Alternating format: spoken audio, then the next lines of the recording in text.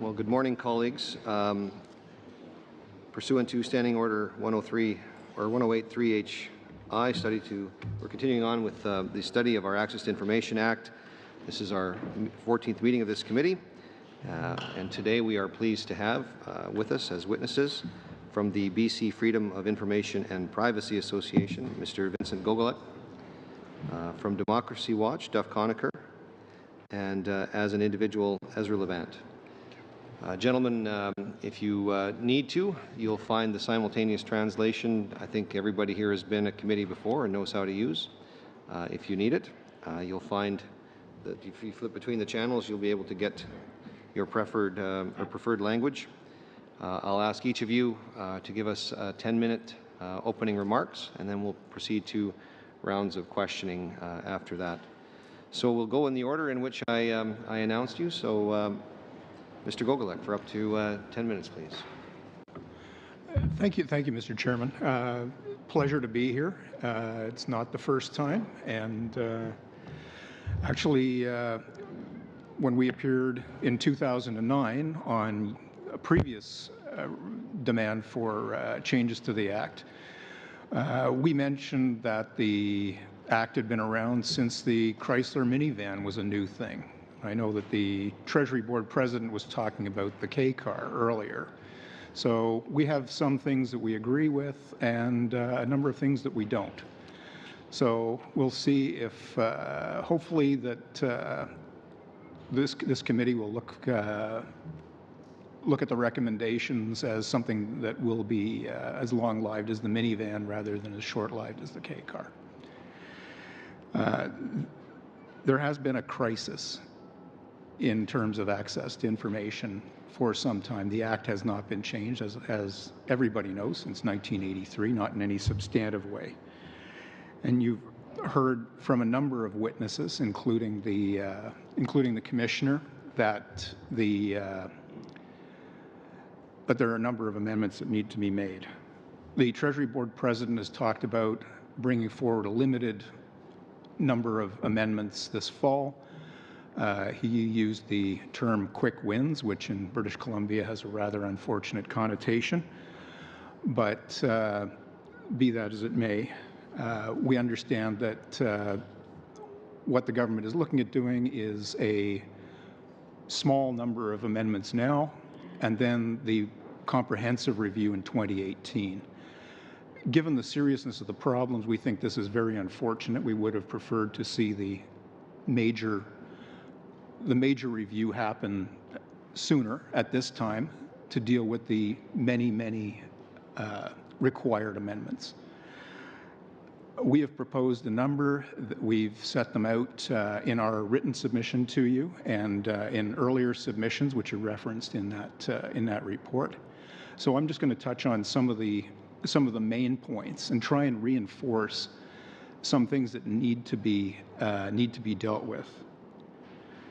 We draw some comfort from the fact that the government proposals, which were released earlier, go beyond a simple restatement of what the Liberal Party promised during the election campaign. Hopefully, the government will be as quick to adopt a number of vital changes, which have already been proposed by a number of witnesses before this committee, particularly the elimination of the cabinet exclusion and the creation of a legislative duty to document. We are much less pleased to see that a number of the additional changes set out in the proposals could have the effect of reducing or negating promised improvements. These include a possible ministerial override of the Information Commissioner's order-making power, and handing government departments the power to ignore requests or bar requesters on the grounds that they're frivolous or vexatious. I'm just going to run quickly through some of these things. I've organized them in accordance with what the government has proposed for simplicity. But again, I would draw your attention to the fact that there is a very long list of proposed amendments. We're not backing away from those. We're just dealing with these as if the government is proposing to bring in matters of priority, there are some things that absolutely must be done. First of all, we applaud the government for carrying through on its commitment to eliminate fees. We do find it a little puzzling, though, that a government that is having financial problems is insisting on maintaining the $5 fee for applicants to exercise their right to information. As the government's own materials point out, the cost of processing each and every one of those $5 checks or cash costs between $50 and $55. So this is a net loss, a very large net loss to the Treasury of Canada. And we don't know why the government just doesn't bite the bullet and get rid of the $5 fee and save the money. Even with electronic processing, where the cost is considerably reduced, if even 10% of requests come in with cash or checks, the government is losing money. So we urge you to save the taxpayers' money and get rid of the $5 fee. It also has the happy consequence of improving access.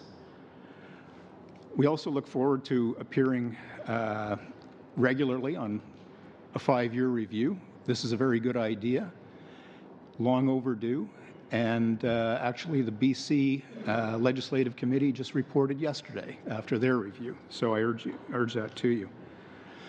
In terms of order-making power, we are looking for, we have been calling for some time, and we look forward to seeing the Commissioner being given full order-making powers. We're not in favor of half measures.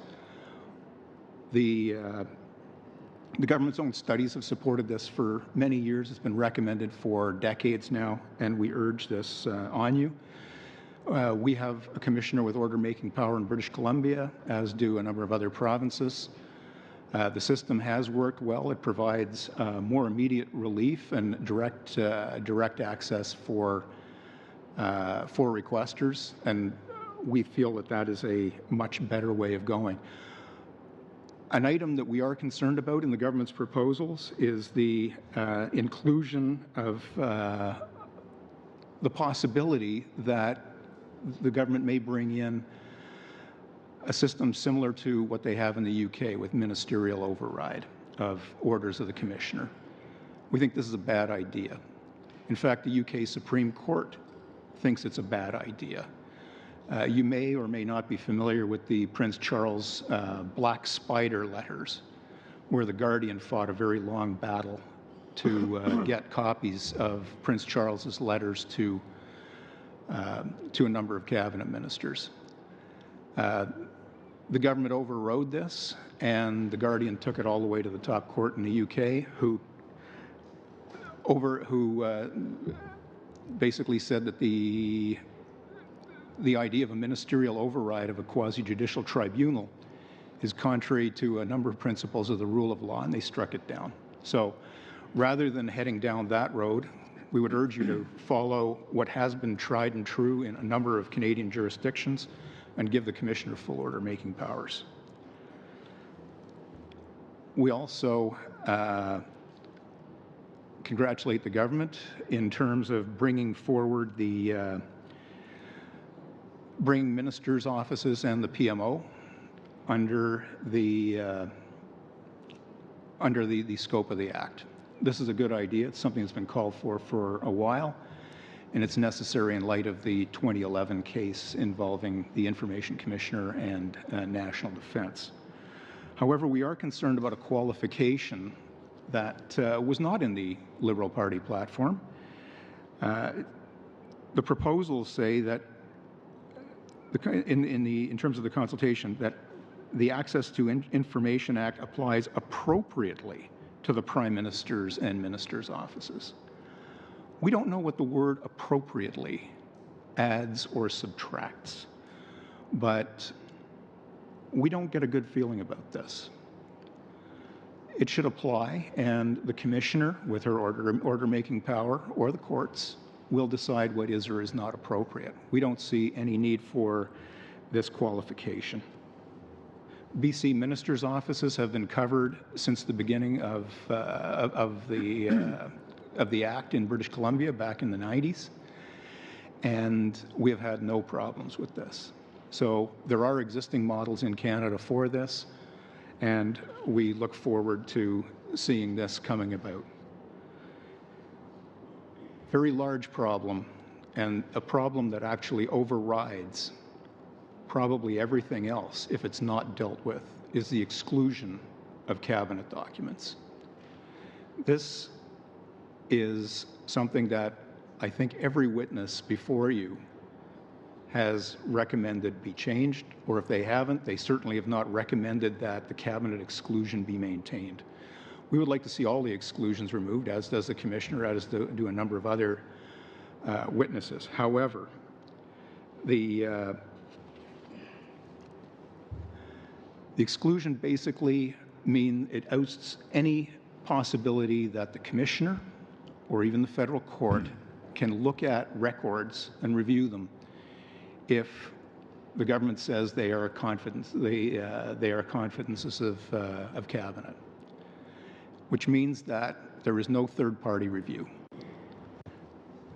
And this is not just a theoretical possibility. In her latest annual report, Commissioner Legault found that, quote, institutions invoked Section 69 more than 3,100 times in 2013-14.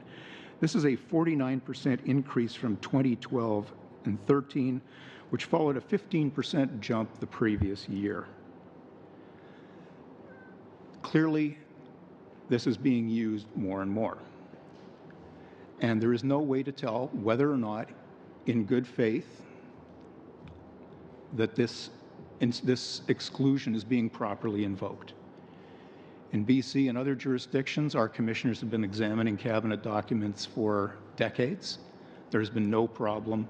We have not seen the collapse of responsible government or anything close to it. So I would urge you that if any of the other reforms that are being proposed are to have any real effect, this loophole must be closed. You've also heard from a number of witnesses, including the Commissioner, calling for a legislative duty to document. This was not part of the government's proposal. It has been a matter of some controversy in British Columbia and in Ontario, where documents have disappeared or documents have not been created. Our commissioner in British Columbia brought a report which I, in October of 2015, which I would urge upon you, outlining the circumstances of how documents are either not created or, in some cases, are destroyed even in response to an access request. The British Columbia Committee, your equivalent, the Special Legislative Committee reviewing the BC Act, ordered up, made a number of recommendations in a report they released yesterday. One of them was the creation of a legislative duty to document. All of the commissioners in this country have called for this, and we urge this upon you.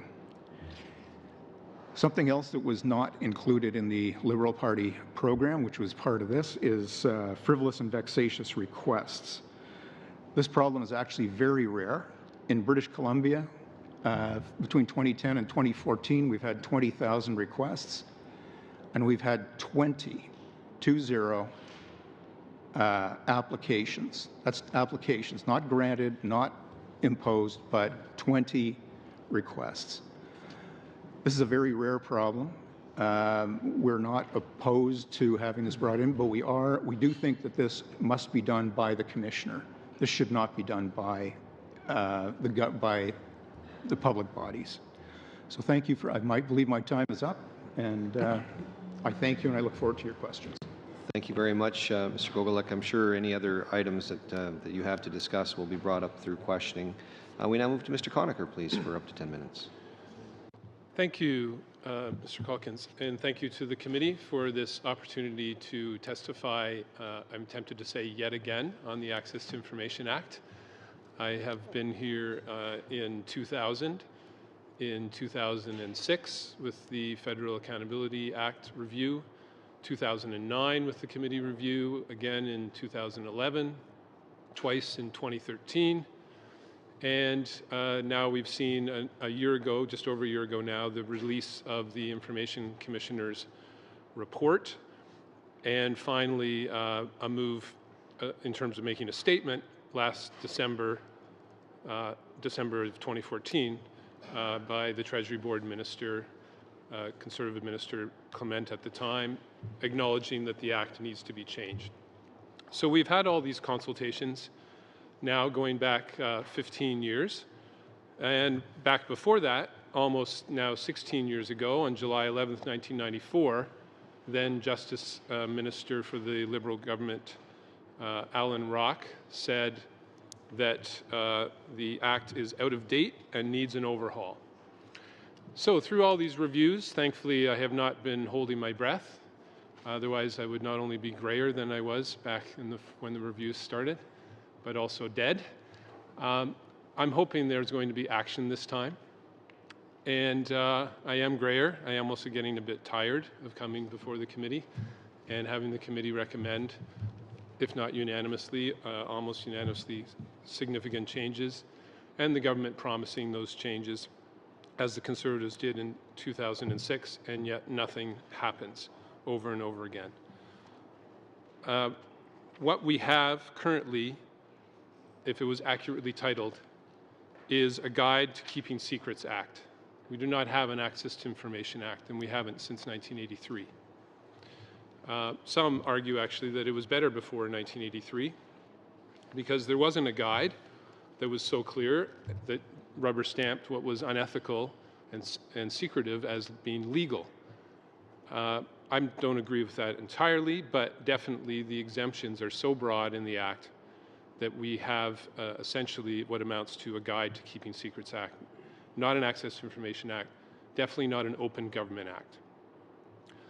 I echo very much what my colleague Vince has set out, and those recommendations and a couple of others that I'll highlight are endorsed not only by Democracy Watch, the group that I coordinate, but also by the Open Government Coalition, which is made up of groups with a total membership of more than 2.5 million Canadians.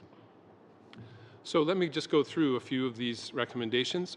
They are all recognizable because they are essentially the same recommendations and promises that the Conservatives made in the 2006 election campaign in terms of strengthening the Act and the overall access to information system. Unfortunately, only one of the promises was partially kept, and that was the extension of the Act to dozens of more institutions that were not covered before 2007, when the Federal Accountability Act came into force. So first of all, on that, the Access to Information Act should cover all federal public and public function and publicly funded institutions automatically, not have to be added by anyone to a schedule. If a institution wants to be exempt after it's been created, it would apply, and the Commissioner would decide whether that definition applies or not with an appeal to the courts. But to have them have to be added, what that's creating is new institutions going for years and years and not being subject to the Act. Number two, the Information Commissioner must be given the power to order the disclosure of any record. And with that power, of course, comes the right to see any record. So no exemption should override the Information Commissioner's power to review a record and decide whether the Act applies and it has to be released. The duty to document, as was mentioned, is very important. There should be a record of every decision and action. And if the Liberal government is going to actually follow through on its promise to be open by default, that would mean that those records would be proactively uploaded onto a searchable website system, internet system, and therefore most everything being just available online without any request having to be filed.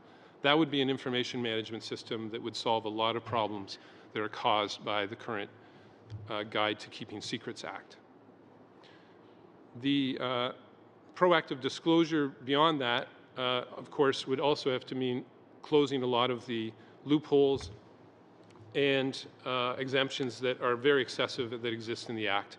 As the Conservatives promised in 2006, there should be a public interest override that covers all exemptions and even overrides all secrecy acts.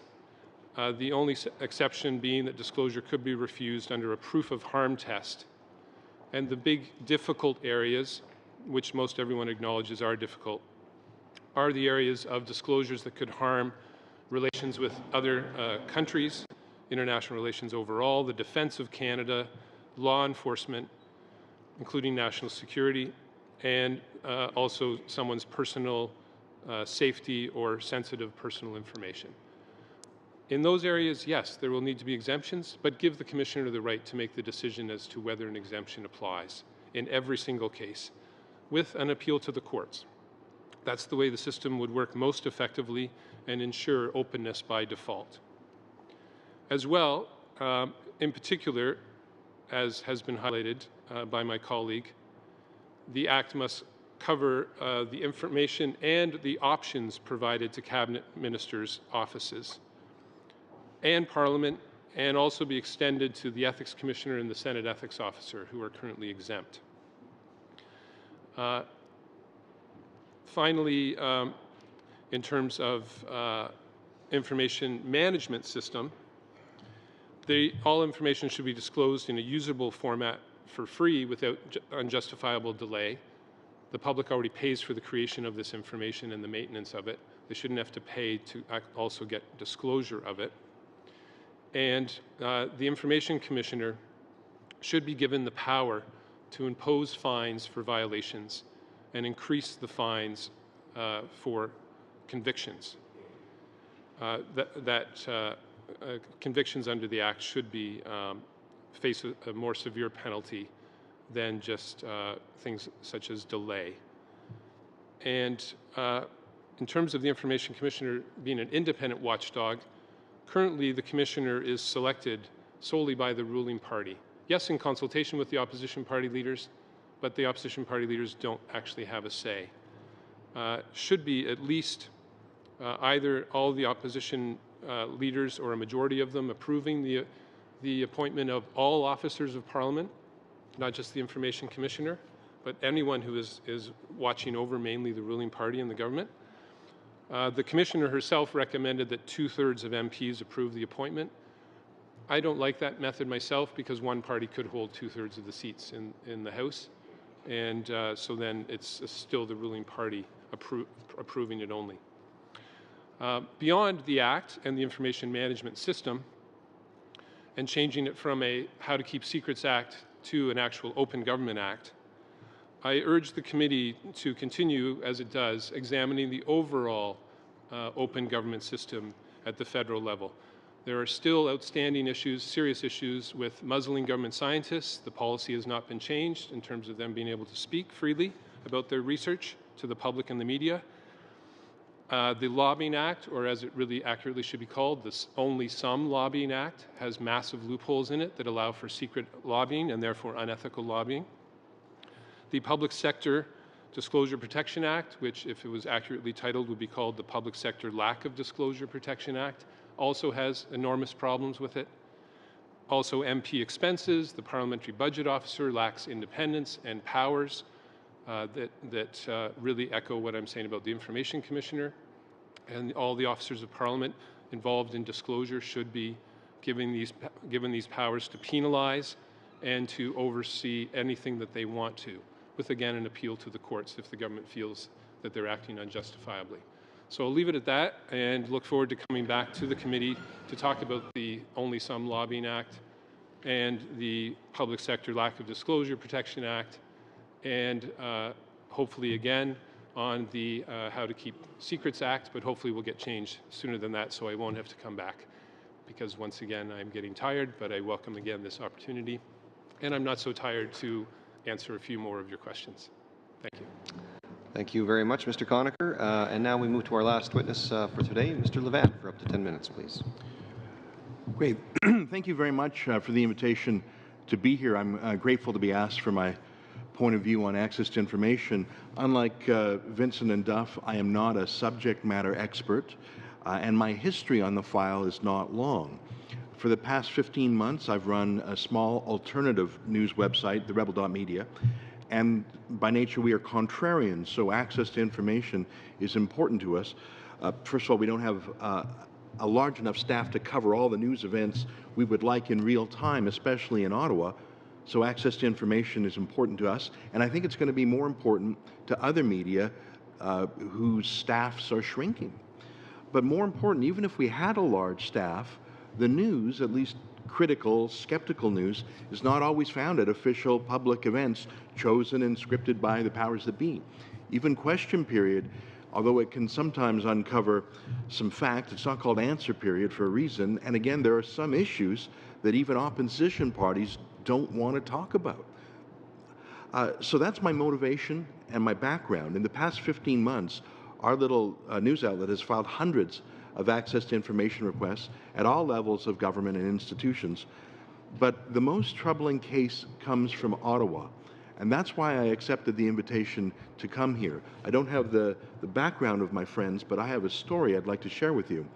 And the documents I'm referring to are posted on a website called stonewalling.ca if you want to examine them at your leisure.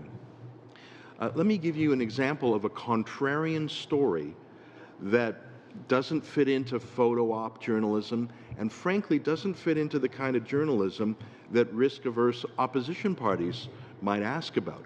It's the kind of thing that only a cranky independent news outlet might do. I refer to, for example, my one example today is the great immigration project of bringing 25 or 50,000 Syrian migrants to Canada in short order. And there were crafted photo op opportunities, even in Amman, Jordan, watching migrants fill out questions on a questionnaire and being processed. So there was the official news that was available to everyone. But we asked one simple question in an access to information request. We said, we saw the images of the questions being asked. Can we please have a copy of the questionnaire? So that was a little bit contrarian. That wasn't the photo op journalism. And frankly, I don't think it's an issue that even the opposition parties want to talk about because they want to be a little more sunny ways. So we got a response on January 5th from the Immigration Department, from Audrey White, who said no such questionnaire existed. But I saw with my own eyes Minister Sajan and Minister McCallum watching in a room as migrants, would-be migrants to Canada, were asked questions. So we wrote back and we said, okay, maybe there's a word game going on here. So we asked for, quote, the list of questions, list of topics, checklist, form, screening criteria, or however it is being referred to internally. Like, can we just see the questions? It's a real journalistic ask.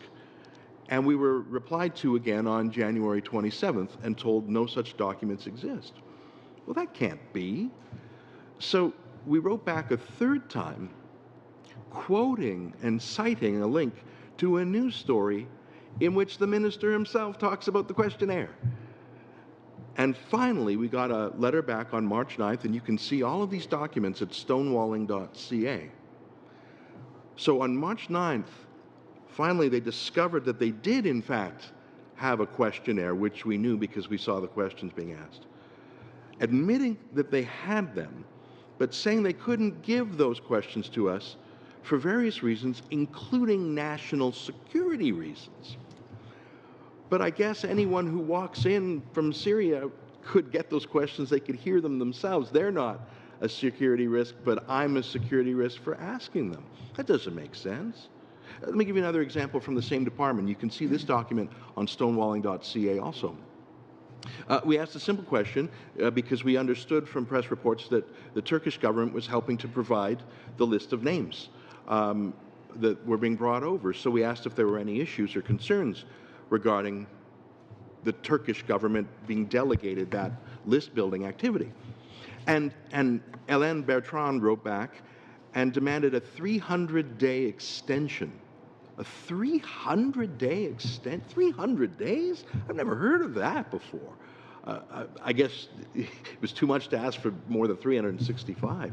But there was a line in there that I want to bring to the attention, especially of the governing party MPs, because I don't think this is in tune with the Prime Minister's statements on transparency. This morning I watched the Prime Minister's video and I went through the Liberal Party website about transparency and the default being to have openness. I watched that, and I know especially new MPs for the government must still be enthusiastic and idealistic.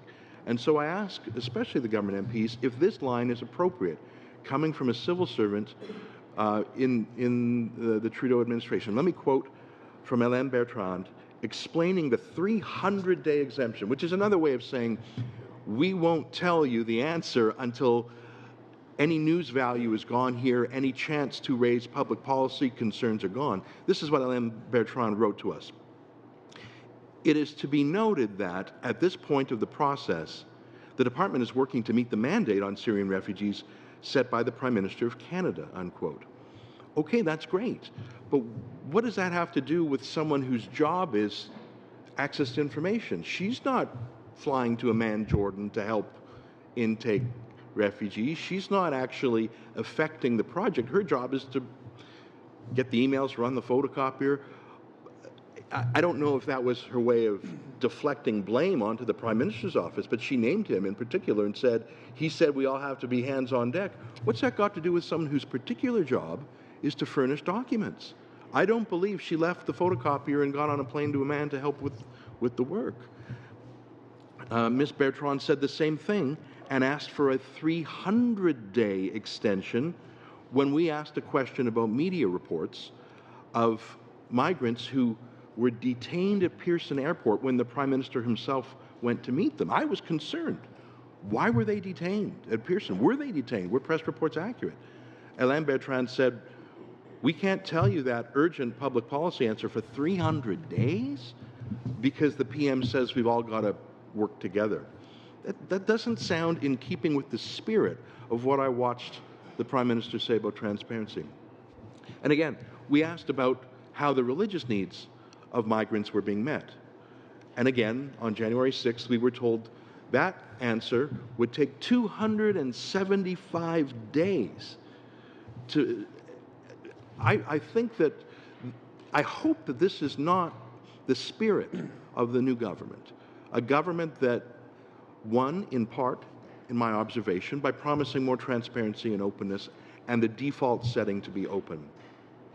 I would close, all these documents you can review with your own eyes at stonewalling.ca. And frankly, if you could light a fire under the department to help us get those answers, I'd be grateful. But let me turn the clock back a few years and imagine if it was the old administration, if Prime Minister Stephen Harper was the PM, and during the extreme situation of the war in Afghanistan, imagine if someone at the Department of National Defense's Access to Information Office wrote back and said, well, yes, you have a very simple and precise question, but the Prime Minister has said we're in a war and all efforts must be put towards prosecuting that, and so because the Prime Minister says that, we cannot give you an answer for 300 days because we're too busy. Well, the importance of the Afghan war itself means access to information is even more important. The importance of this central project of bringing 25 to 50,000 migrants means public scrutiny and accountability is all the more important. It's not an excuse for not complying.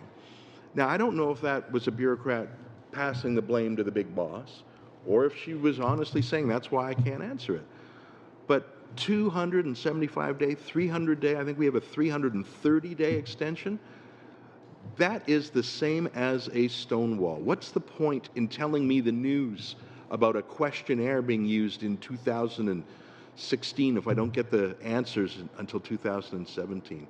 So I have come here not as an expert as my friends are, and not someone with a deep history here, but someone who over the last 15 months has done hundreds of access to information requests at many levels of government and to some non-governmental institutions like schools and hospitals.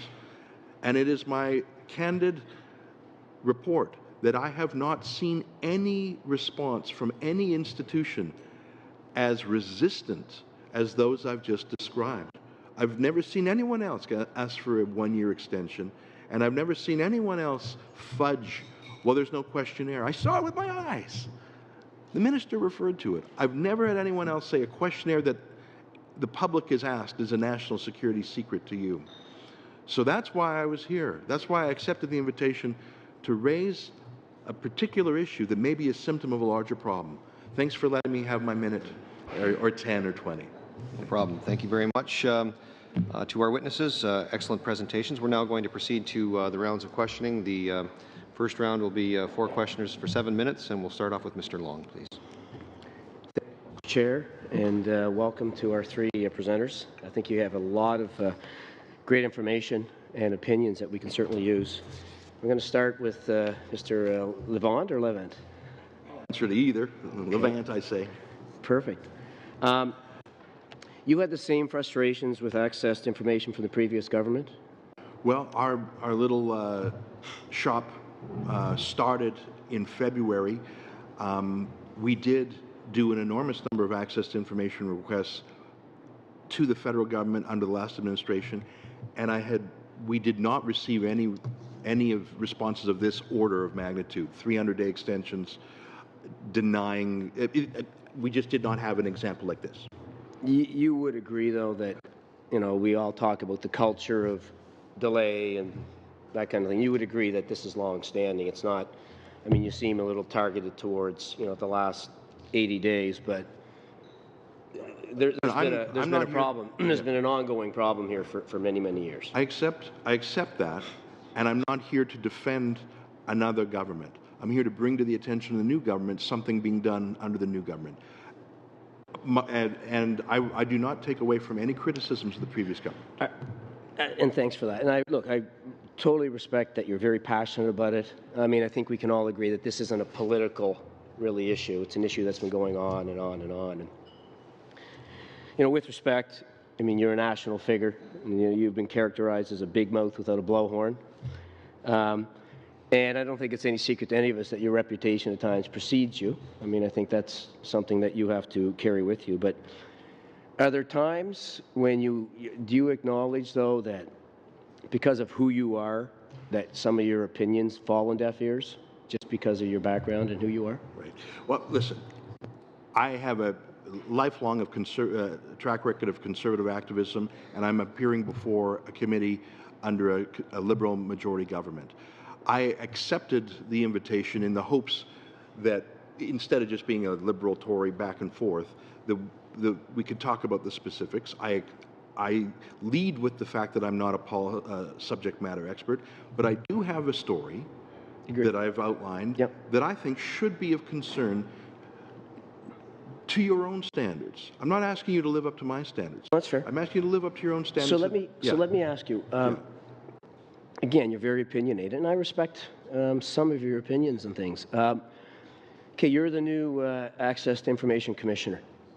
What would you do in your first 30 days? Here's your chance to tell us in a proactive way what you would do. Well, as I say, I'm not here with a large prescription like my friends. I think that sometimes there are cost issues put up as a barrier. I think that's something that should be looked at, and I know the Prime Minister has said it should be 5 loonies, and you should get them back if it's not on time. I support the Prime Minister on that. I think that the egregious cases I bring to your attention, I mean, we are appealing things, but there's certain things that you can't appeal. I think that goes to culture, and that's the excuse used by Alain Bertrand, is, well, the whole shop here has to focus on the important work of business. We don't have time for your troubling inquiries. I'll yield to my 2 friends here for specific or comprehensive advice. Just one back at you, if you don't mind. Sure. What would you do, though, to change a cultural shift, or to make a cultural shift? Well, what's the first thing you would do? You know what? Leading with example from the top is always the best way. I want to give you an example that I did not raise because I didn't want to get overly partisan. I chose one issue, and I chose egregious issues that I would hope that even the most partisan Liberal would say, yeah, that's not us. Because I'm a political fella, we put in an access to information request of email communications between the Prime Minister's Principal Secretary, Gerald Butts, and the public service. So not exempt communications within the political staff, but communications to the public service. And we were given a blanket 0, none exist. So that could be an example from the top of leading by example. Oh, my Prime Minister's office is being run in such an open way that we will show you the communications to the civil service, not to exempt staff, from the Principal Secretary. That could be an example.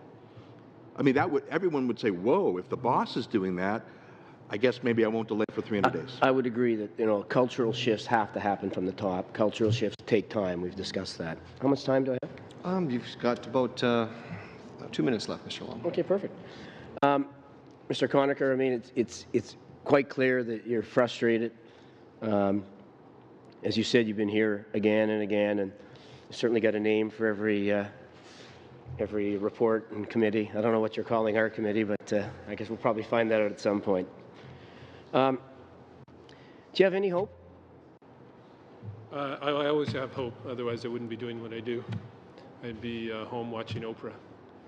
So no, I haven't become cynical after all these years, always skeptical, but not cynical, and I always have hope that there will be some changes made. Tell me what you've seen in the first, I say 80 days, however long it's been, that gives you hope. Disclosure of mandate letters to cabinet ministers is a good first step. The rhetoric has been great, and rhetoric is important from leaders.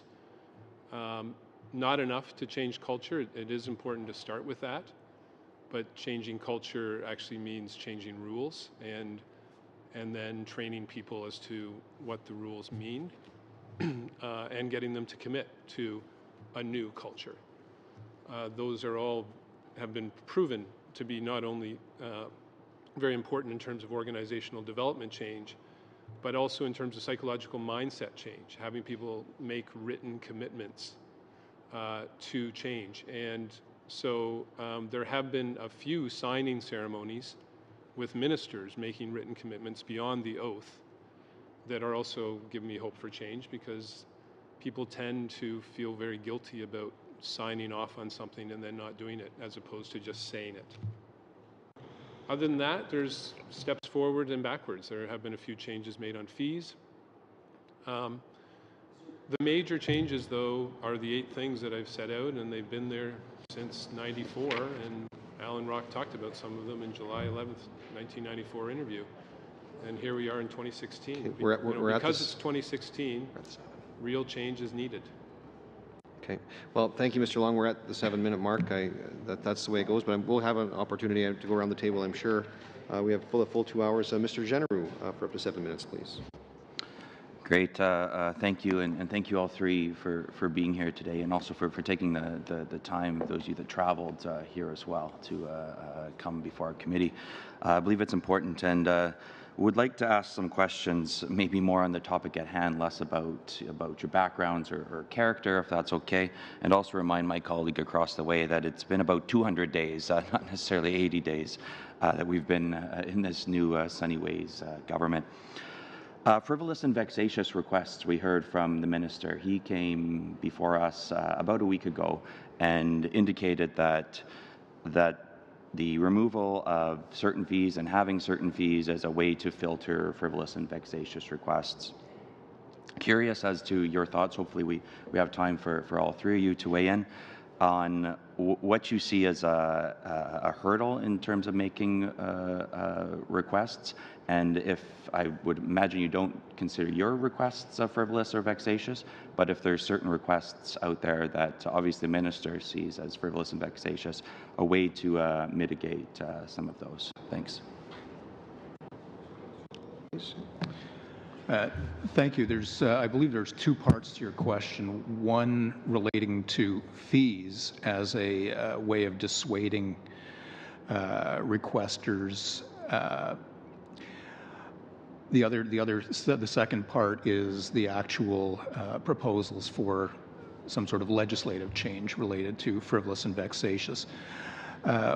We actually prefer the second aspect. We think that fees are not a very effective way of doing this. If somebody has resources and wants to essentially conduct let's say, conduct a vendetta against the department, they're able to do that. The imposition of fees doesn't really change that. However, bringing in legislative change to try and deal with as I set out earlier, we only heard about the government's proposals very recently, so we didn't have time to do a complete study of what happens across Canada. But the numbers are very small, which doesn't mean that they don't exist.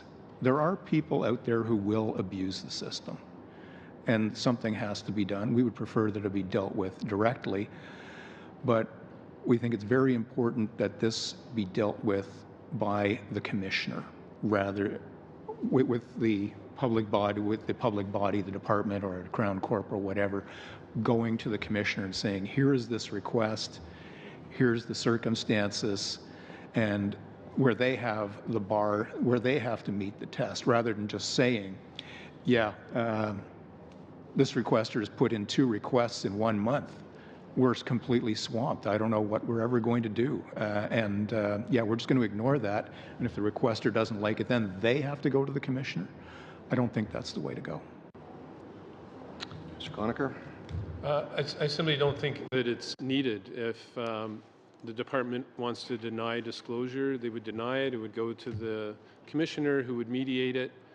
And that's what happens in Ontario, where the commissioner has the binding power. And the mediators work out frivolous and vexatious requests because the person's not requesting anything that is there or available. And they get things done in a couple of months in most cases.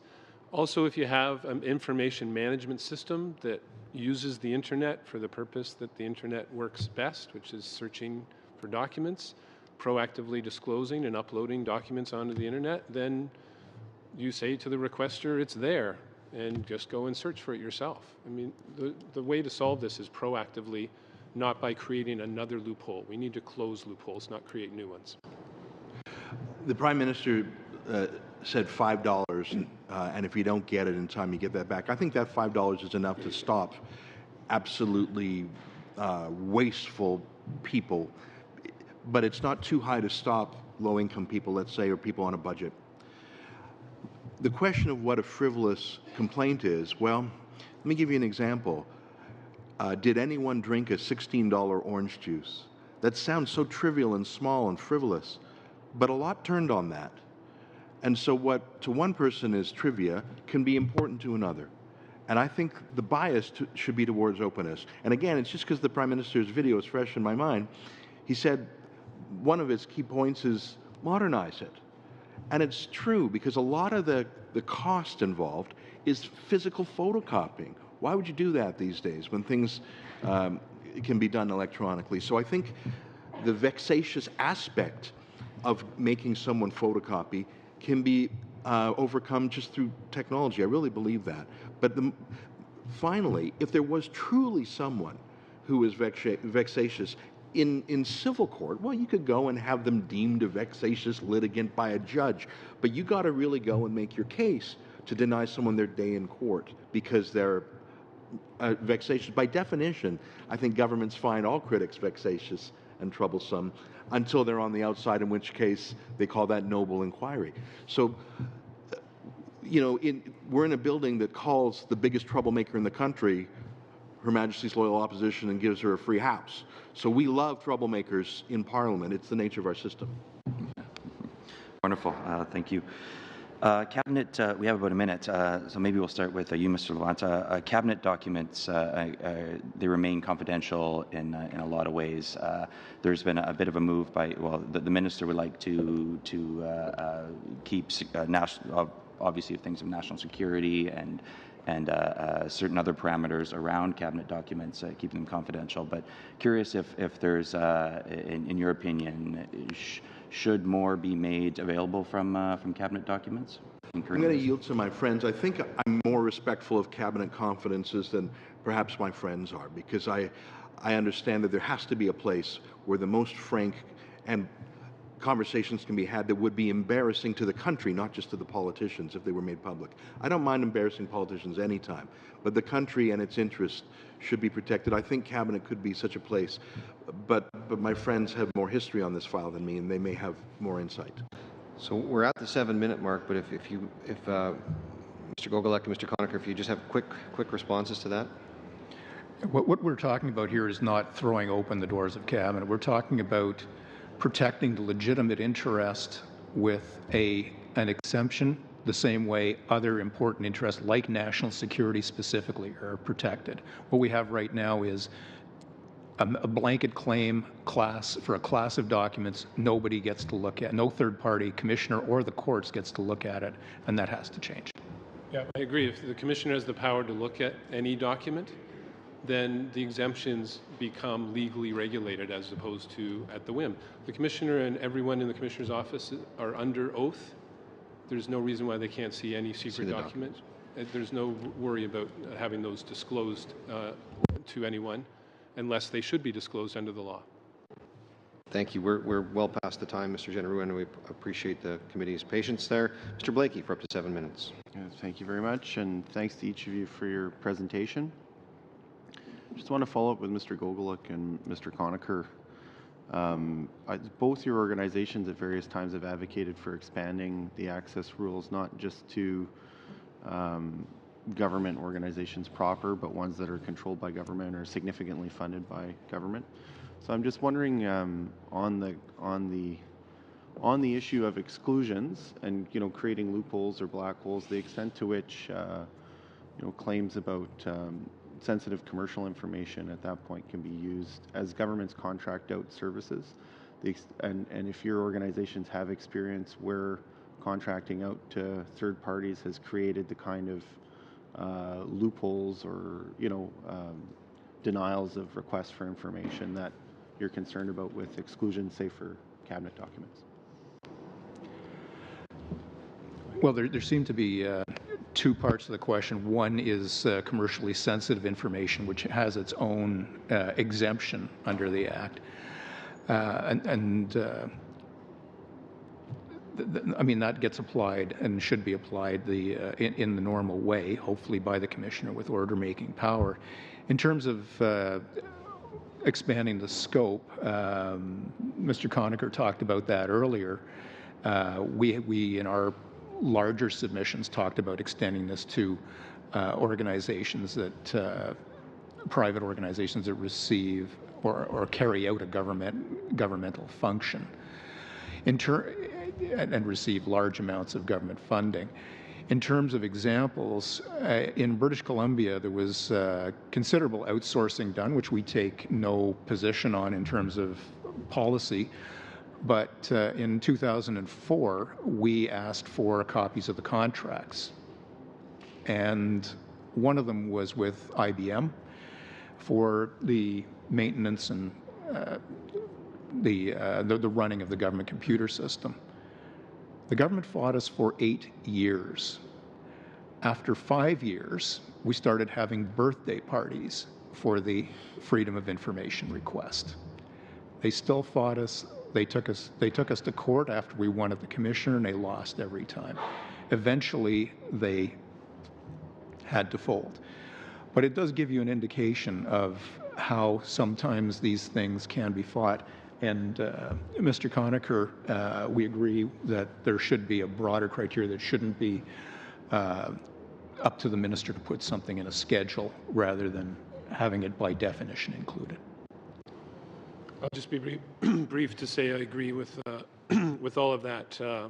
Publicly funded, public function institutions can't be created by government and exempted from this and any other key accountability law that people struggled for decades to have cover every institution that is spending the taxpayers' money or serving a public purpose. And so it should be automatically covered. And then an organization could appeal to the Commissioner and then to the courts if they thought that they should not be covered by the Act. But I don't think most of them would. And I think you would just solve the problem that way and get rid of this danger. So just for clarity, for my sake, I mean, currently, does the exemptions or exclusions for commercial interest, do those operate as an exemption or as an exclusion? Well, as an exemption. Okay. So that is something then that's already monitored by the Information Commissioner? Or?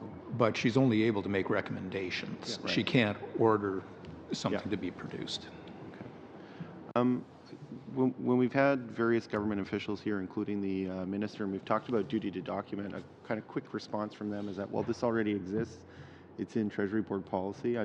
Can you highlight for us, when you talk about a duty to document, what exactly it means to go above and beyond policies that are already here, and why the current policy is not sufficient? I can start on that just briefly. A duty that's written down in a policy is not a duty unless there's an enforcement body. It's just best practice. Law Enforcement 101. You know, if you have a sign on the side of a highway that says you can only go this fast and everyone knows there's no police ever watching, people do not follow that rule. And there are no police that can watch now on that duty to document because it's not a legal requirement. And even if it was a legal requirement under the Act, the Commissioner can just watch you go by speeding and can't stop you because she has no power to stop anyone. I'd just like to follow up on that with a couple of things. One is that your colleagues, your equivalents in British Columbia yesterday came out with a recommendation that the BC Act be amended to include a written duty to document and to include it in the Freedom of Information Protection and Privacy Act, where our commissioner, who has order-making powers, would be able to deal with that. I'd also refer you to the joint statement of the information commissioners in this country who called for this to happen. And I think it's important for the committee, if you're looking to bring forward recommendations for potential quick wins legislation this fall, that including this would be important, because otherwise we're waiting until 2018 to even start talking about it. This is something that's going to start happening, and this is an opportunity for this committee to recommend that the federal government be ahead of the curve for once. Would you say that there's a real risk of losing important information because of a failure to document in the interim? If we wait, then that period is a period where there may be important information that simply no longer exists because it was never generated in the proper way. In terms of a risk, yes. Yeah, I would just echo that, in particular with the amount of new government spending. It's just a more dangerous time than ever right now with that amount of public money going out the door and no duty to document. That's when you get waste and historically corruption and abuse. Okay, we're right there at the 7 minutes, so thank you very much. We now move to Mr. Saini for 7 minutes, please. Thank you, gentlemen, for coming here today. I don't want to belabor the point, but I think that something that's come up through many other meetings is the question of fees. So I want your opinion on clarity on that, because Minister Bryson has said that he would be willing to look at the fact of not charging the $5. So let me give you a couple of scenarios, and maybe you can comment on that. One of the things that we're studying is to make sure that the access to information is not only open to Canadians, but is open internationally. So obviously Canadians have paid for the service, have they paid for the infrastructure. So, I know in Newfoundland they've sort of changed the model in the sense that if you're requesting personal information, there's no charge. But if you're requesting any other type of information, there's a limit on how much the person who's fulfilling the access to information could spend doing the research to find the answer. So I think in Newfoundland is 15 hours. So my question to you is, do you believe that A, Canadians should have access to information, but within a prescribed period of time? Because as you know, certain requests for information can be simple or can be complicated. Should there be a limit on that time? And above and beyond that time, should there be a charge?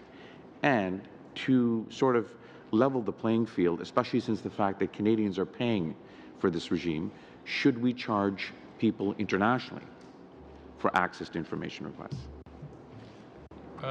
Well, there is a reasonable limit, I think, now set in the Act of the 30 days, and then extensions can be requested because some requests, as you mentioned, do take longer. But just to step back a bit from it in terms of a systemic issue, a request and search system is inefficient and is wasting money. The internet exists. When someone goes to a meeting in the government, someone's there typing away the minutes, and then they send it around by email and click and just have a button where they can click and upload it. Then the request doesn't have to be made, and someone doesn't have to be there fulfilling it. That's where the waste is, and that's where the cost is. So modernize the system and use the electronic tools that are definitely there, as I know you're hearing from open data activists and software developers and others. It's all there to just modernize the system and get away from this inefficient access search system to just a search system, because the access is proactive.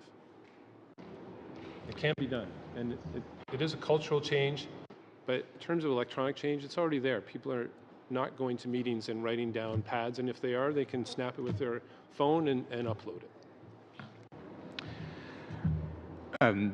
I'd agree with that. I think that over time, hopefully, as we become more open and more information becomes available on the web, that the actual number of requests will drop because people will be able to get access to things. However, in terms of charging fees, one of the things that I think you and the government have to keep in mind is that if you're going to be bringing in some sort of charge where there's going to have to be administration, where there's going to have to be some sort of selection in terms of how do we apply this fee, who gets it, how do we do this? That what we have now with the $5 is, and which is something that we've known about at least since 2009, when former Commissioner Marlowe said the $5 checks cost $55 to process, and in 2009 it was $2 million, a $2 million loss based on the 40,000 requests that were received that year. Before you go anywhere down any road of imposing new fees, I think you have to look very carefully at the effects, not just financial, but in terms of access. And we're in favor of having broader access for everyone. We have access. We can file information requests to the American government, and Ontarians or Newfoundlanders can file requests to the British Columbia government. We're talking about an open system. We should be more open. One more time. Okay. Mr. Goblik, in your submission to the committee, you said you were in favor of a mechanism that, I quote, challenged the redactions made in records being proactively released by government. And I just wanted to know, how would you envision how would this work? And would it be done within ministries or the Commissioner's office? I found that very interesting, so I wanted to, if you could elaborate on that. Well, I think it would be, what we're looking at here is a way of actually helping the system in terms of making sure that what is going up is stuff that is actually useful. I think the Commissioner's office could be a logical place for this to be, because what will happen is that if information is not available online, if what is being proactively released by government is in a format that is not suitable, or you have extensive redactions that force people to file, because what happens if you go to the government website or Crown Corp website and you find that your exotic information requirements are not being met by what they have, well, then you file an access request and say, well, I'm not finding it here. I would like this information. So ultimately, it's going to end up with the Commissioner anyway. And this would be a way for these kind of problems to be ironed out, sort of like a mediation between the government and an open data or an open information user, to be able to bring a concern and say, this is not helpful. I'm trying to use it for this purpose. All they have up is PDFs. I'd like an actual spreadsheet that I can manipulate. I think it would help the system work better. You got about 15 seconds left, Mr. Smith. No, I have a much larger question, so. So, okay, Yeah. you're going to hold on for that? Yeah, I'm going to Okay. hold on to it. We're going to move to the 5-minute round now. I just have one quick question for Mr. Gogolek. In your opening comments, you referred to the quick wins as something that in BC did not have a positive connotation, and you just referred to it again. Could you just edify me out of my own personal curiosity what you're referring to? Well, this is something that came up before the last election with the provincial government, where there was discussion of how, in terms of attracting various different groups of voters, that the government could do things that would result in what they called quick wins. So, and which then resulted in various problems with records disappearing and the use of non-government things. So, fair enough. Fair enough. It was ironic. The minister, of course, being from the other coast, is probably not aware of that. We thought it was an unfortunate term. Fair enough. I'm from Alberta, and I didn't even know that. So, Mr. Kelly, for up to 5 minutes, please. Okay. Well, thank you, and thank you to the witnesses for attending today. So, Mr. Conacher, I was listening to in response to one of the questions. You talked about taking hope from some of the rhetoric that is employed by the government. I thought this was very hopeful, at least, that there is much positive discussion in the air about openness and transparency, and I would agree, and that it is nice to hear these statements. And we heard many very warm and wonderful sounding statements from the minister when he was here last week. But the problem with this is that if the rhetoric ever later seems to appear to be mere lip service, the hope changes to cynicism or at least skepticism. So my question, actually, I want to ask, because I was particularly taken with Mr. Levant's story from the difficulty in getting the answer to a very simple question, it would seem. A form somewhere that any would-be applicant to come to Canada would have access to, that would be, after much argument, be told can't be made available to somebody for national security reasons. Could we maybe comment? I'll perhaps let each of you comment, but I'll maybe start with you, Mr. Levant, and ask us or answer. What do you think of the credibility of the positive sounding statements we have, and whether they are going to result in practice, or is this mere lip service?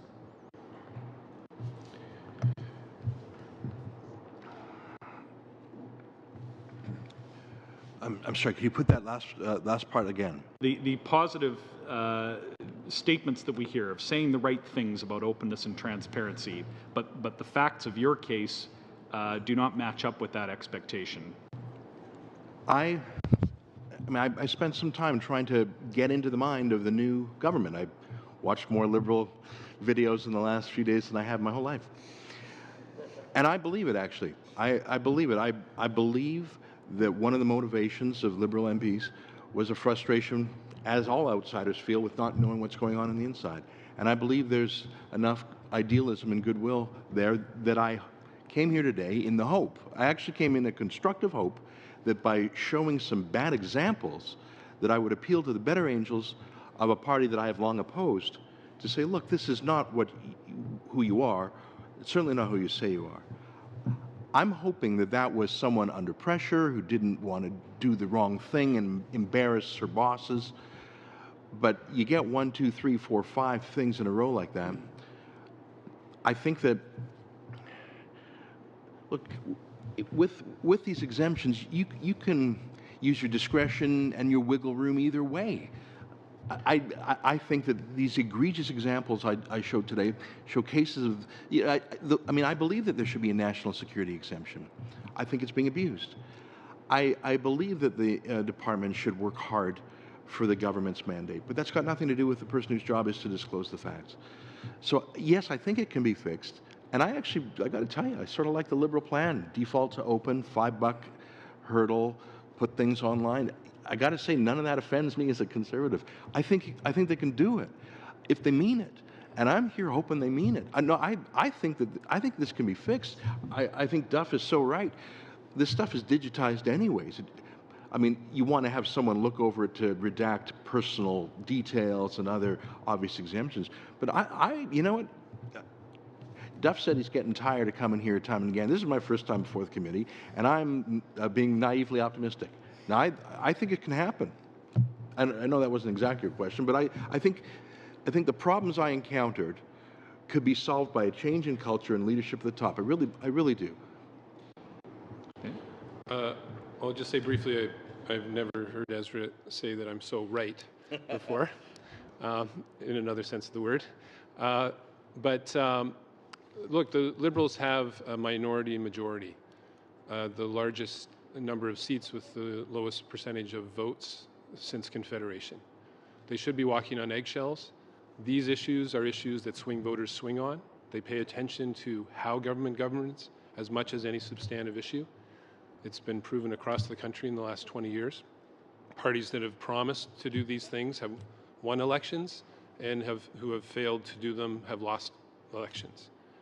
And so the Liberals either have this chance of offering hope or false hope. They should be walking on eggshells, though, and better come through, or they will disappoint and lose voter support very, very quickly on something like this. These are hot-button issues. Honesty, ethics, openness, representativeness, waste prevention, which all goes to transparency, and transparency is a part of ensuring all of those things, is a hot-button issue for swing voters, and they will swing very fast and viciously if you disappoint them on these kind of promises. Okay, well, that uses up your time, Mr. Kelly. If we'll now move to Mr. Lightbound for 5 minutes, please. Thank you. Thanks for being here. My first question, I was inspired by Mr. Levin's story, but my question is actually for Mr. Conacher and Gogolek. The Commissioner recommends that extension be limited to 60 days, and that if an institution wants to go beyond that, it needs to seek permission from the Commissioner. What's your take on that in terms of delays and extensions for delays? Well, again, it's an information management problem, and Service Canada is having great difficulty just with the email system currently. There is a transition period that needs to happen. It has happened with lots of agencies. There's so many things from Canada Revenue Agency that you can now get online and file online. It's happening in parts, but the overall information management system is the problem. That's why one of our recommendations is that the Information Commissioner be given the power to order changes to the information management system in an institution if the institution is not complying with the Act because of delay. And so having a 60-day extension rule as a cap, I think, is a good idea for changing the culture and forcing that change. But again, if the information management system is modernized, then it will change from an access system to just a search system. And you won't have any of these problems, and you will save a ton of money as well for everybody. In terms of the delays, what we have right now and what we saw with, I can't remember the department, I think it might have been transport, where the commissioner actually had to go to federal court and fight a battle over an 1,100-day extension that the government gave itself. That's just not acceptable. That at some point there has to be, it has to come to the commissioner to say, yes, department, this is a very large request, you get this much more time. This is what we have in British Columbia right now. There's a 30 working day response period. There's also a 30-day extension that the government can public bodies can take if the request would overburden the department. In actual fact, it's impossible to challenge that extension that the public body takes, because by the time you get a complaint before the commissioner for deemed refusal, the 30 days are up. So de facto, what this amounts to is 60 days. But after that, the public body does have to go to the commissioner to get an extension, and we see no reason why that shouldn't be the case federally. Yeah, My other question would be, you mentioned, Mr. Gogolik, the scope of the Act and that it should apply to institutions or organizations that receive large amounts of government funding. Do you have a de minimis range? Say, for instance, 50% of their funding comes from the federal government, or it's broader, your recommendation? Well, it has to be substantial. And it has to be related to a government function. It's not just you get money and I'm sorry, but I think we set that out actually in our response to the commissioner's consultation. We have a longer response there, and in terms of the precise detail. But we do have to extend this to and extend it as a description, rather than have bodies added to and removed from a schedule as they do or do not meet the criteria. It should be definitional. Thank you. And my my other question, I think I only have a minute left, Mr. We've heard from Professor Drapeau from the University of Ottawa Law School, who has mentioned the role of coordinators. He would give coordinators more independence because access to information coordinators deal with 90% of the demands, and giving them more independence, he feels, would improve the system. Instead of always focusing on the commissioner, giving coordinators more power would be beneficial in his opinion. That's not the opinion of all witnesses we've had, but I was interested to hear if you had a take on that. Well, I'll just say quickly that yes, if you have a better information management system, then coordinators would know what can be proactively uploaded onto the searchable website. And then you are just reducing requests and turning it into a search system where the public is searching, as opposed to having people run around inside government trying to find something. So again, it all comes down to modernizing the information management system. It will save money, will save time, and it will turn it into an open government system. Independence of the and independence of mind of the ATI coordinators it's vital. It's important.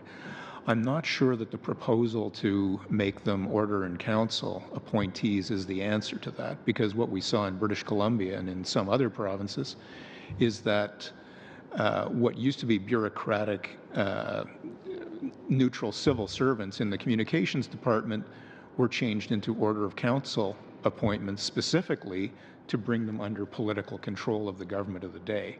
So I don't quite understand, given that past experience, why we would go down that road. I think it's probably, in terms of ensuring independence, having provisions in the Act about interference with the work of the coordinators is probably a better way to go about it. Okay. That uses up that particular time. We now go to our our next questioner in the 5-minute round is Mr. Genereux, please. Thank you. Question for Mr. Levant. We heard, I think mostly from Mr. Conacher and Mr. Gogolik on extending the Act to cover Crown corporations. Curious as to your thoughts and your comments on whether or not the Act should include those. I think it should. I think it would make sense to have some exemptions for business secrets or trade secrets. But I look, for example, at the CBC. Certain aspects of their work are covered, certain are exempt. I think they have too many exemptions, and I think they're too slow. But that's an example of a sort of a hybrid approach. There are certain editorial matters that are outside the scope of access to information. I think that's fair. But other things like spending on limousines are properly within the scope of access to information. I don't have the history or experience of my friends, but I think for public accountability, that's the business I'm in as a skeptical journalist, and that's the purpose of the Act. So I think my default answer would be yeah, and that's the Prime Minister's default towards openness. Okay. Going back to my previous line of questioning in terms of cabinet confidentiality documents, we have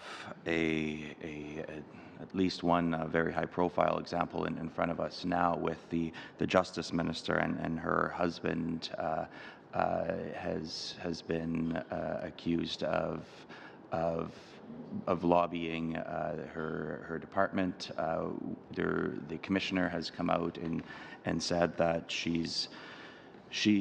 there is no problem with it. However, there is a bit of a screen there between what the actual example is. And if you don't mind commenting either on that particular example or just the policy of cabinet confidentiality documents and what they should or should not extend to when it comes to ethical screens like that. Sure. Well, I'm glad you raised the almost impossible to be in a conflict of interest act, because that is another one where we have some secrecy problems. And one of the problems is the ethics commissioner is using these conflict of interest screens. They're actually illegal under the Act. There is a positive duty under Section 25 of the Conflict of Interest Act to disclose every time you remove yourself from a decision-making process. And to say that, oh, we're creating this screen where your staff person will remove you always from processes and you won't necessarily even know it, and therefore you don't have to disclose it, you can't override the positive requirement to disclose every time you are removed. The screens are being put in place by the commissioner because, in fact, the minister does not have to remove herself from any decisions that will affect her husband's clients, because the Act does not apply to 99.9% of the decisions of any minister. That's why it should be called the Almost Impossible to be in a Conflict of Interest Act. So the Ethics Commissioner has been doing this for years. It's an illegal act by her under the Conflict of Interest Act, overriding a positive duty to disclose every time you recuse yourself, and it should be stopped. She and the ministers are violating the Act by using these screens and not disclosing every time they recuse themselves. And it's also hiding the fact that they will not be recusing themselves at all from anything, and haven't in the past when these same situations have arisen. Mr. Levant, any comments?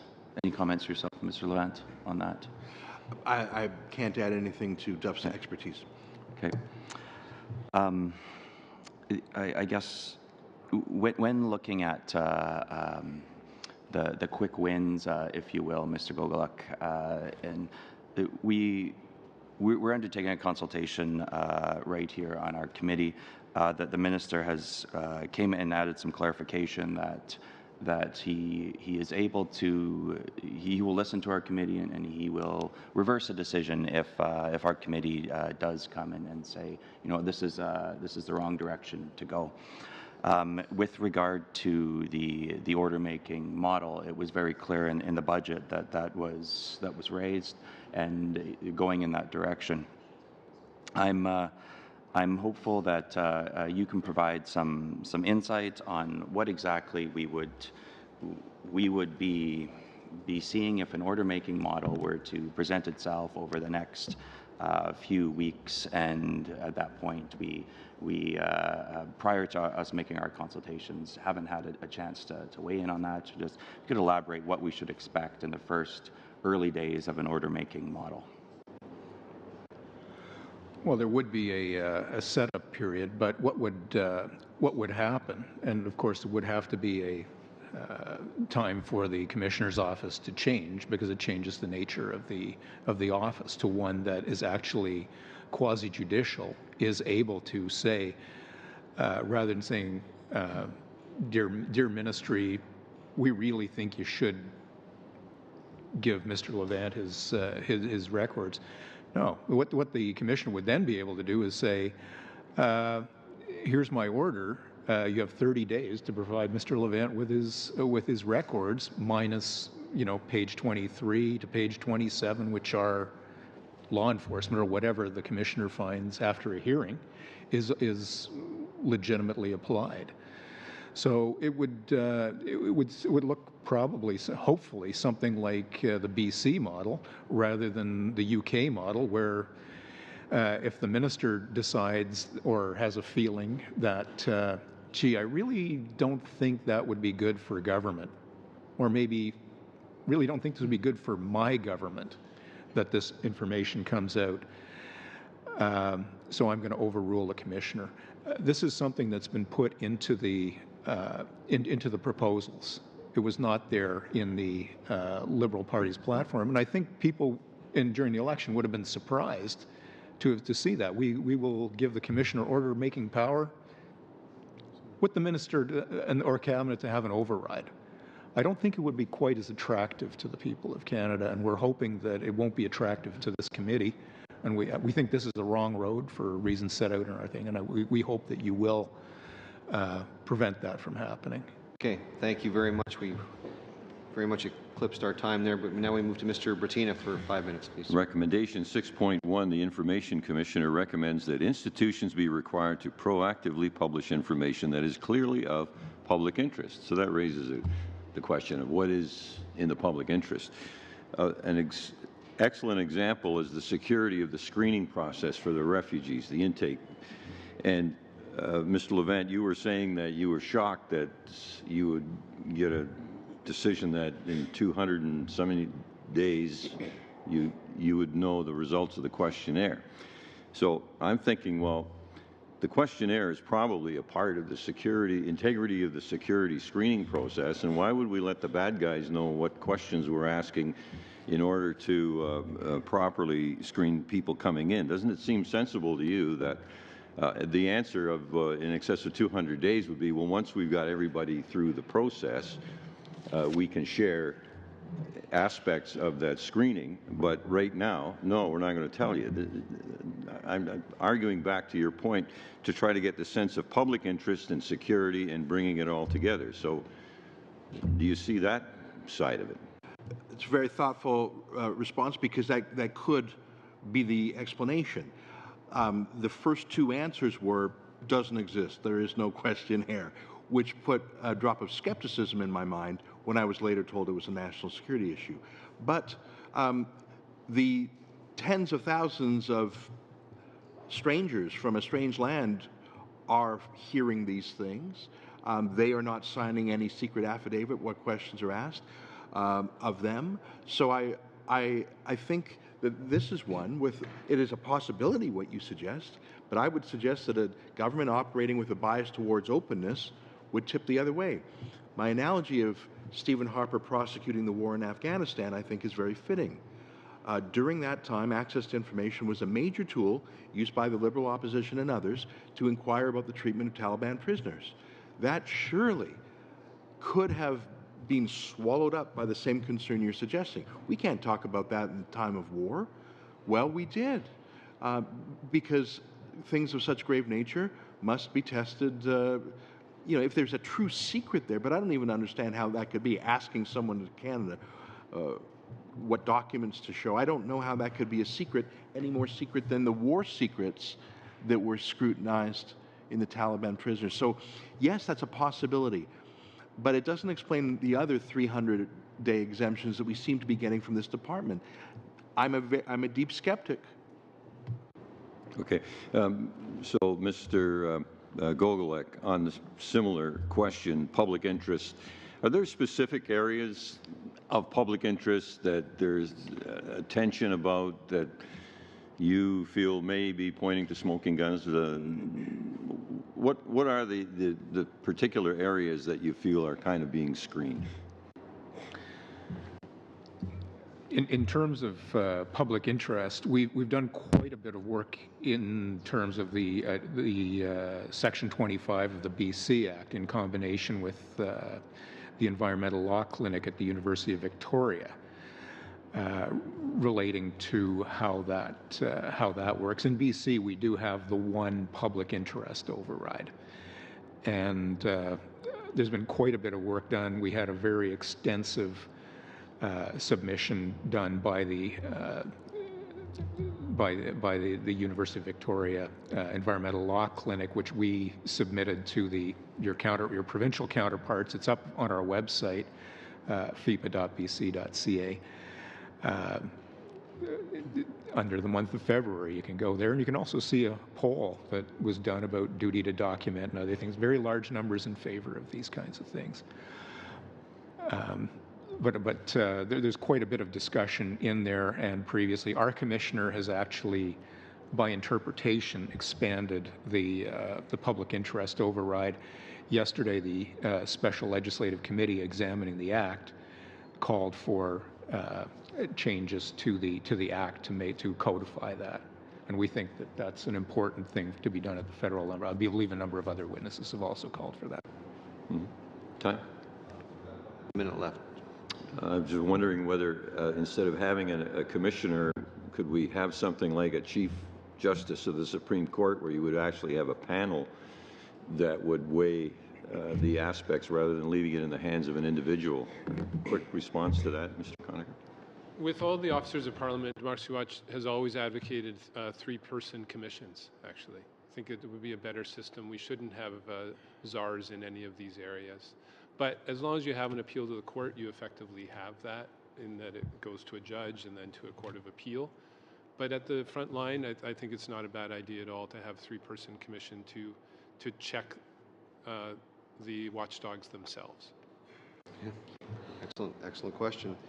We now go to our very last question, and then we'll have some time left over, colleagues. So if you want to indicate to me if you've got some more questions, I think we'll have a little bit more time, Mr. Blakey, for technically 3 minutes, I guess. Yep. Thank you very much. I guess maybe I'll just take a moment to express, in solidarity, a little bit of frustration around the kind of pace of change that's been suggested by the government, in the sense that, I haven't been here many times.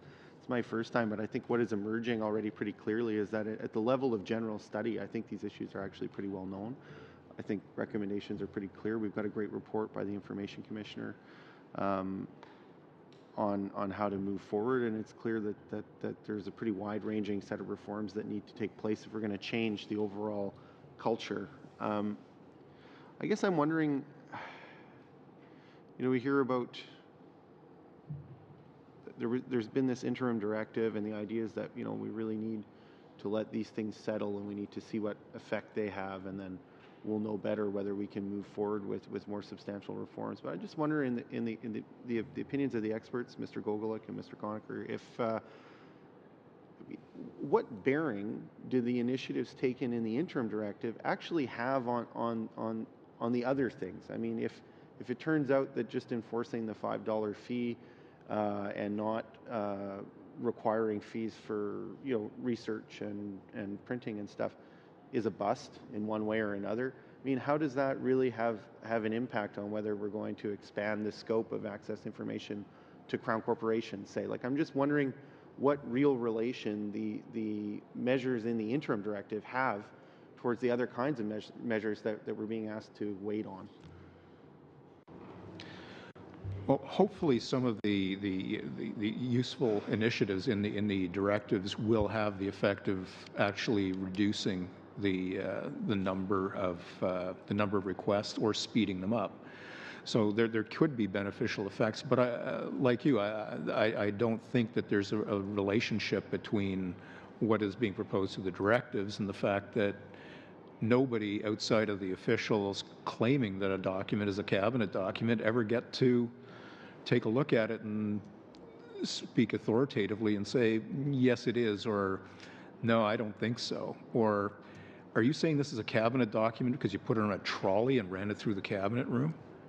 There are a number of discrete issues.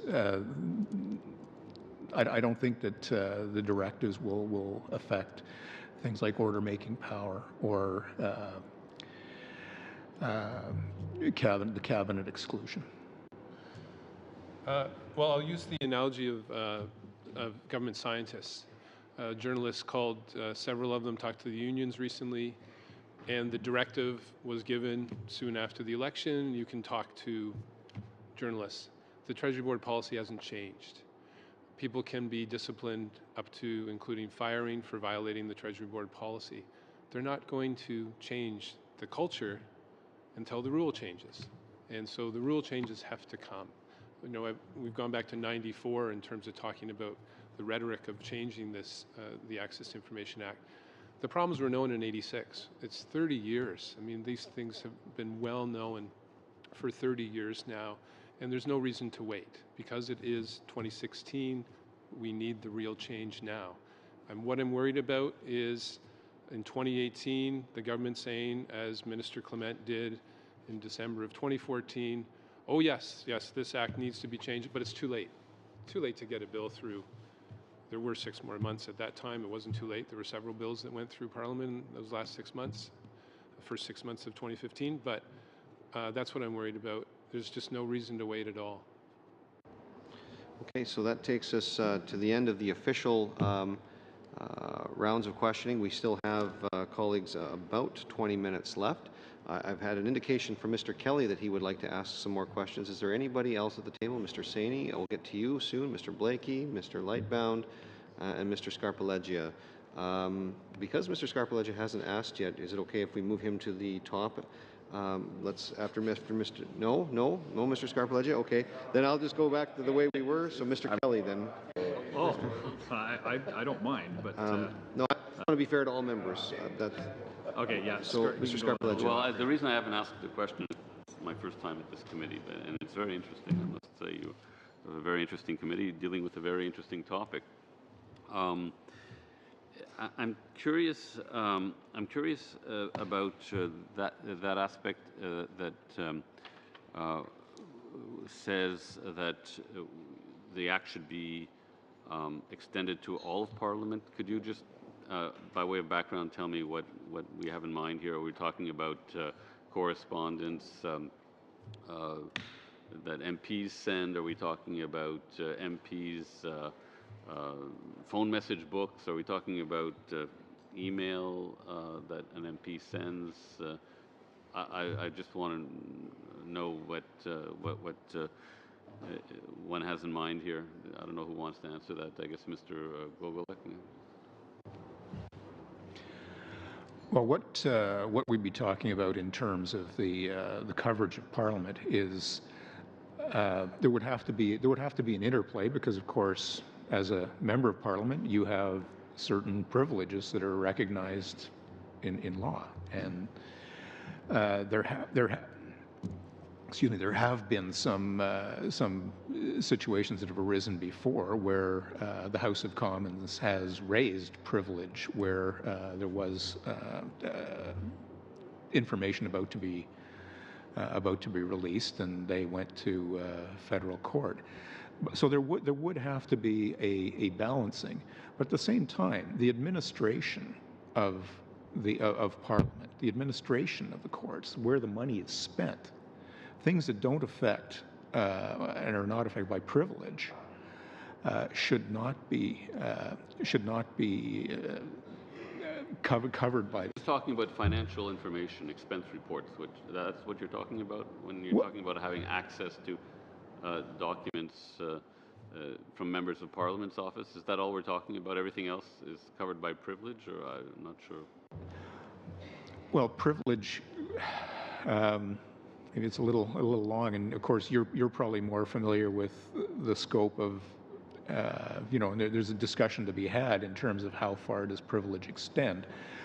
I can draw the analogy to legal privilege, where some people are claiming that even releasing the total amount paid in a year in terms of fees is a violation of privilege. Well, I don't think so. I think that's public accountability. So there is a point where that expense item. That's an expense yeah. item. So I'm just trying to understand when you say to extend the act to Parliament, you mean to financial transactions by members of Parliament? I mean, that wouldn't be a big deal, but it's already pretty much done. But is it just that, or does it include notes I send to my staff? Does it include notes I send to my constituents?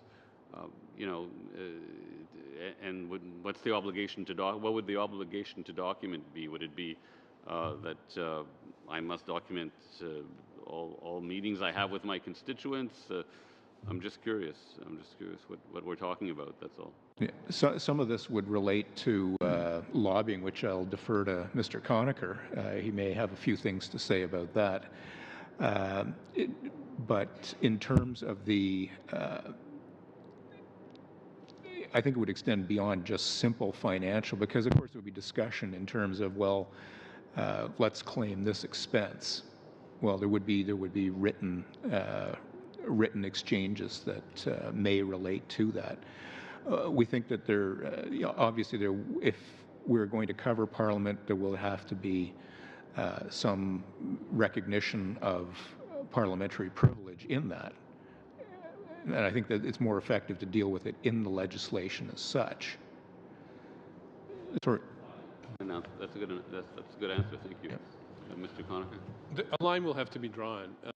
MPs are public employees, but it's different in the sense of your boss knowing what you do on the job as an employee and the public at large knowing what's going on in terms of privacy issues and personal information of staff and things like that. The public doesn't have a right to know all of those situations. And then the other area where there'll have to be a line is every MP is also a member of a party and takes part in party activities right up to the Prime Minister. And what they do for the party is something that I think can be hidden from the public as long as it's not with public money. So that's the concern, is that MPs' offices, that's the biggest concern, MPs' offices are involved in wrongdoing, so in terms of an employee position and the public's use of the money, or using the public's money for party activities. And lines will just have to be drawn. They'll have to be drawn carefully in the legislation. And then the legislation, no matter what, any law is vague words on paper, and the commissioner will make orders, and some of those will be appealed, and eventually, after 8 or 10 years, we'll know exactly what those words mean in terms of where those lines are. But those are the general areas where the lines will have to be drawn. Yeah. Okay. Thank you very much, Mr. Scarpaleggi. We'll now go to Mr. Kelly for 5 minutes. Thank you. So the current government has released the Prime Minister's document on open and accountable government, and I think we all agree with the aspirations that it contains. And one that it contained is and this is also repeated in each of the mandate letters that the ministers received, at all times to avoid the appearance of conflict of interest.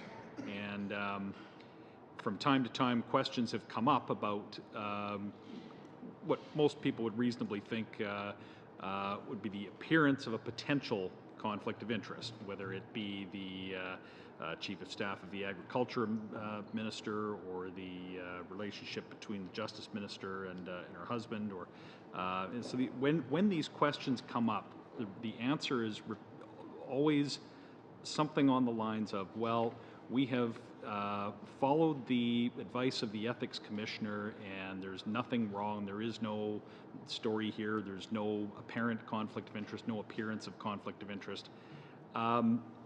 The issue I would like, Mr. Conacher, if you could again or expand on what the obstacles to actually understanding or having the information or having the correct basis to judge whether or not screens are maintained. I mean, you talked about, I think, the believing that the screen system is not legal. Could you give us more on how we can take out anyone's word that that there is no problem when there seems to be a clear appearance of a conflict? Yes, well, first of all, the Act does not have that standard. The Act allows cabinet ministers, the Prime Minister, senior government officials, all cabinet appointees. Letter, though, the mandate letter and the open government statement. But just to say, with the Act, actually, they're all allowed to be in a direct financial conflict of interest, or actually able to make decisions that make themselves money. So that's the Act. That's why I call it the almost impossible to be in a conflict of interest Act. The appearance standard in the Code, now called the Open and Accountable Government Guide or document, but dates back to when Brian Mulroney first released it, and even before that, before it was released, Trudeau had those words in there, appearance of a conflict of interest. It's never been enforced by any prime minister since Trudeau Sr., even though that standard has supposedly been there as a requirement for every minister and minister of state, parliamentary secretary, since the late 70s. What does it mean? It means a reasonable person looking at the situation says you're in a conflict of interest. In terms of potential, that one is more difficult. I'm not actually worried about taking that right out, because if you are in a situation now that creates the appearance of a conflict of interest later, then later, when it becomes relevant, you can't act. So you don't need to be looking in the future and trying to predict what's going to happen and what portfolio you may be given. It will arise at that time and be an appearance of a conflict of interest, and you won't be able to act. Unfortunately, despite all of the rhetoric, we have another Prime Minister who's not enforcing that standard yet again. There's more than one situation, not just the Justice Minister, where we have appearances of conflicts of interest, and the people who are supposed to follow that rule are not being required to follow it. So in your opinion, the defense that whichever minister it may be is following the law does not match the aspirational directions in the mandate letters or the Statement on Open Accountable Government. No, which is why we've called since 1993, when Democracy Watch started, for those words to be put in the law and have the Ethics Commissioner as an independent officer of Parliament enforcing them. If any Prime Minister means those words and wants people to follow them, you put it in a law. You don't put it in a mandate letter and a code and then not enforce it. Just remind colleagues that we are actually talking about access to information, so while these questions do tie into to information, let's make sure that our questions always go down that road. Mr. Hussaini, please. I just have a quick question. From what I'm gathering from your testimony here is that you would like the Information Commissioner to have access to all documents, whether they be at the cabinet level, at the defense level, or at the national security level. The only concern I have for that is that if there are elements within the national security apparatus that might be so sensitive in nature, we have a screen there, and I'm not aware of it, but I know there's probably 3 or 4 different levels of top secret screening. So for a person, a commissioner, to have access to those documents and to read those documents, to me, that suggests that that person should have a national security clearance screen. So, I mean, I'm just thinking that as a commissioner who's coming into this position, I mean, would have some background in administration, in law, whatever, but now we're putting a further layer that they would have a national security screen. So I'm just, comment, is that pertinent? Is that necessary? How do we deal with that? I mean, you have the Security Intelligence Review Committee made up of MPs who have to have that screening level as well. So it's no less. But I don't think they have the highest screen. I think the MPs at that level, and correct me if I'm wrong as a new MP, I don't think they have top security clearance. So if you're going to have somebody review those documents, they have to have higher security clearance, obviously. I believe they do get that top level screening. Privy Council members as well. So, I mean, yes, it's going to reduce the number of people who could hold that position, but not so much that you're not going to have candidates for holding the Information Commissioner position. I think you want to have someone with that type of security screening for lots of other things that they would be reviewing as well, not just national security measures, and knowing that this is a person who is going to take their oath seriously and look at it. But do you think that one person or one commissioner should have that kind of knowledge and make a decision in a silo on a national security topic? Because there'll always be an appeal to the courts. So I don't think they should have. I don't think they should be a czar where their decisions cannot be appealed to the courts. Mr. Gongla? Yeah, it's an interesting question, and as Mr. Conacher noted, there is an appeal to the courts. It may be worth looking at in terms of having somebody having that level of screening as a condition of being eligible for the post. it's an important question, but I don't think that it's something that takes it out of the possibility of being done. It's another step, another level of competence that has to be there. I think that would also it may also have the effect that if the commissioner is cleared to that level, maybe with other investigators in their office, that it would provide the security, national defense apparatus with confidence in the decisions. So it's an important question, and that may be the way we have to go. Mr. Saini, we now go to Mr. Blakey, please, for up to 5 minutes. Thank you very much. I guess I want to come back to the theme, if you will, of how we try and harness some of the goodwill and momentum and the positive rhetoric about openness and transparency to ensure that we do actually get meaningful reform within this mandate. I mean, the last government we know came in on a white horse of openness and transparency and accountability, and then proposed a two-step plan. There were going to be some immediate reforms, and then there was going to be a more kind of comprehensive project to follow that would deliver on the kind of big goods. And I'm just wondering so if there are, real issues about implementation, I mean, I think we spoke earlier to the fact that the measures in the interim directive don't really speak to the larger issues that would have to be dealt with in the review. So to say that we need to wait and see how those go before we can decide what we want to do on those larger issues, I think is mistaken. What about introducing an act? I've done a lot of organizing, whether it's political organizing or community organizing, and my next question is always, okay, well, how do we take, if we've had the general conversation and there's some agreement about what we want to do, how do we take it to the next level so that we're actually getting some action? I think here it's pretty clear this conversation isn't going to go to the next level until we have proposed legislation.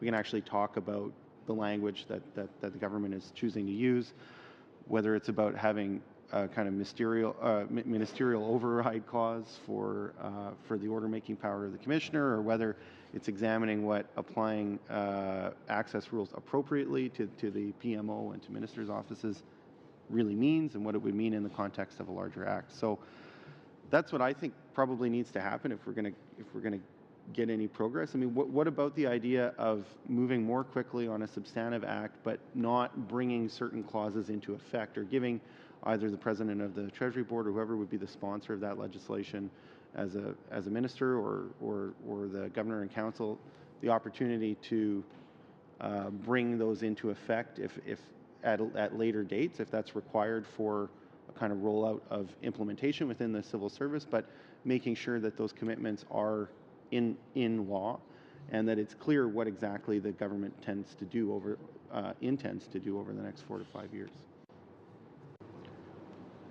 Well, I think it's unfortunate that we're not having the full conversation right now, but that's the way it is. It's also unfortunate that some of the witnesses that this committee heard from previously, who are well known and have a great deal of experience in the field, did not have the opportunity of seeing the directives and the actual consultation proposals before they were here to testify. I'm sure they would have had interesting things to say.